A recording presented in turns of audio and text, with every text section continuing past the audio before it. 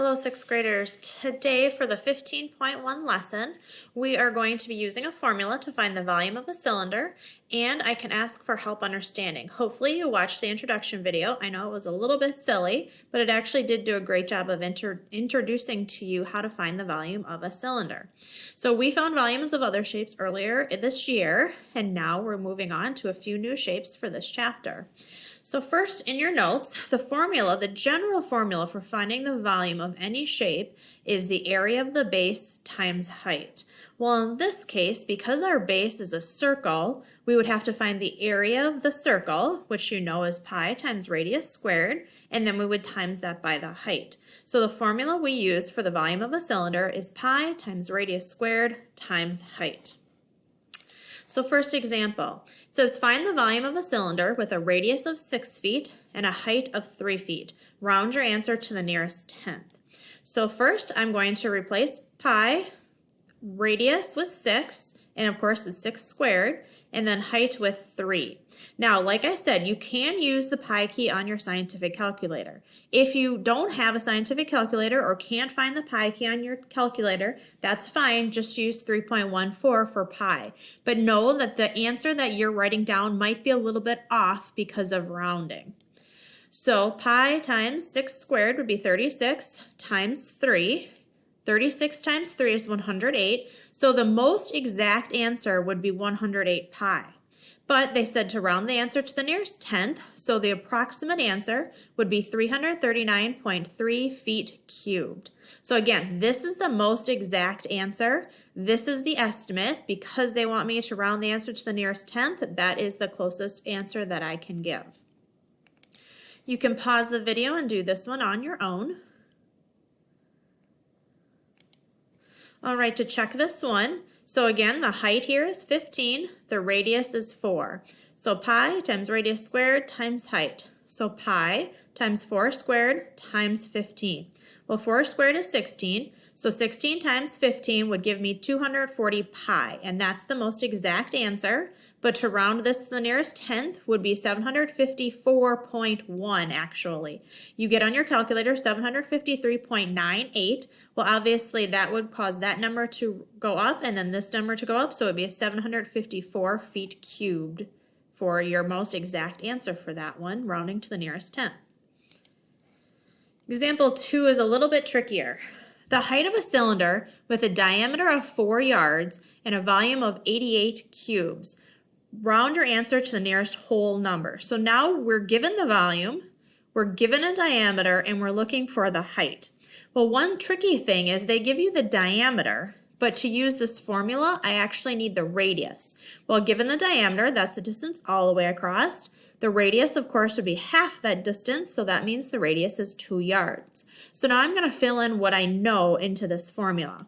So I know the volume is 88. I know my radius is 2, but of course I don't know my height. So then I multiplied pi times 2 squared and got 12.57 times height. Well, then to solve that equation, I'm going to divide by 12.57 on both sides. That cancels, so I'm just left with height. 88 divided by 12.57 is 7.00, but because they say round to the nearest whole number, I would just keep it 7. So that means the height of this cylinder would have to be 7 yards. You can pause the video and try doing this one on your own, but please pay attention to the fact that they give you the diameter here, and you actually need the radius. All right, to check your answer for this one, you should have filled in 176 for the volume, 4 for the radius, because 8 is the diameter, that means 4 is the radius. Then you multiply pi times 4 squared, and you get 50.27 times height. Well, then I divide by 50.27 on both sides, and I get approximately 3.5 rounded to the nearest tenth. So that means the height is 3.5 centimeters for this cylinder. Next up, we have some real-life application problems. A jelly jar has a radius of 3 centimeters and a height of 8 centimeters. The jelly remaining in the jar has a height of 3 centimeters.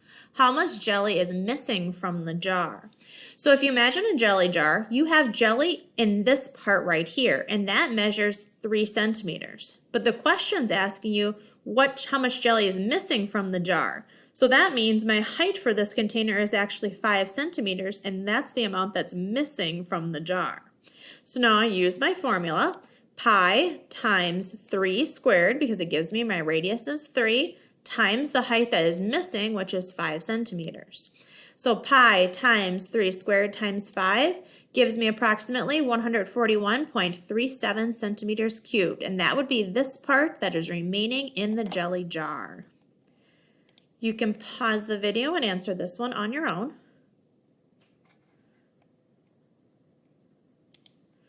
All right, to check this answer, this picture is a little bit better than the last one was. You can see a salsa, and we want to find out how much is missing from the jar. Well, you see the salsa fills up 4 centimeters, so that leaves 6 centimeters that is missing from the jar. So pi times 5 squared, because 5 is my radius, times 6, which is the height of what is missing from the jar.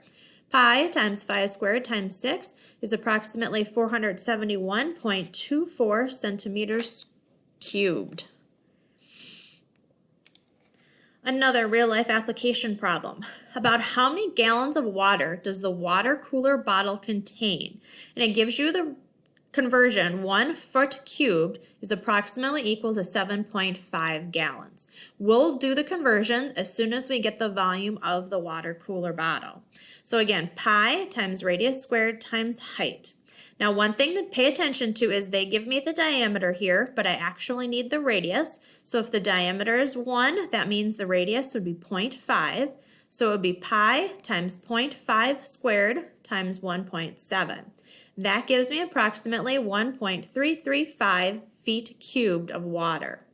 Well, then if you remember back when we had to do conversions, I wrote 1 foot cubed over 7.5 gallons. And that equals 1.335 feet cubed, which is how much water is in this bottle, is equivalent to how many gallons.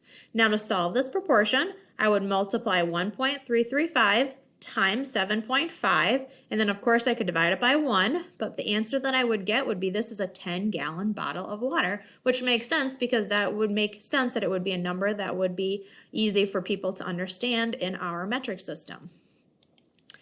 You can pause the video and do this one on your own. We are talking about a water tower. Pay attention to the fact that they give you the diameter, not the radius.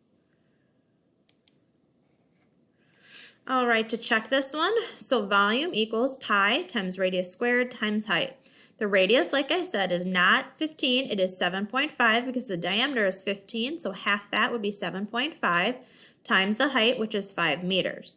Pi times 7.5 squared times 5 gives you 883.57.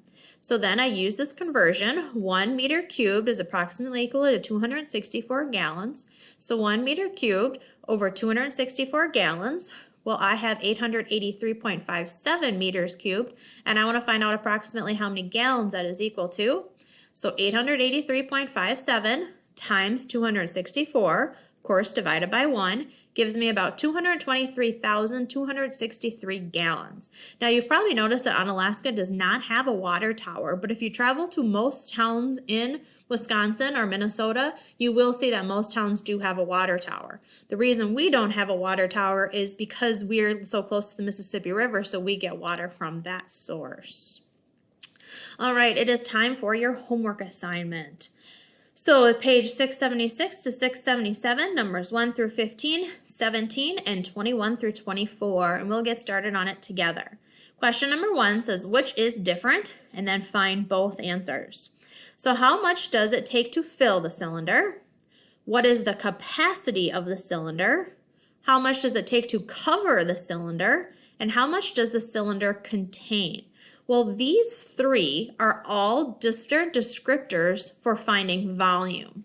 How much does it take to cover the cylinder? That's a descriptor for surface area, which we did find earlier this chapter. So the one that's different is how much does it take to cover the cylinder? Then I had to find both answers. So first I started with the volume, and of course I did pi times radius squared times height. So 3.14, or pi key on your calculator, times 5 squared times 12 gives me 942.48 centimeters cubed. Now you might have forgotten what the surface area formula is. We learned it earlier this year. It is 2 times pi times radius times in parentheses radius plus height. So first I added 5 plus 12 because that's in parentheses and I got 17. And then I did 2 times pi times 5 times 17, and that gave me the surface area of 534.07 centimeters squared. So remember, surface area is covering the cylinder, filling it up, the capacity or how much does it contain, that's the volume of the cylinder. Question number 2 says, without calculating, which of the solids has the greater volume, and explain.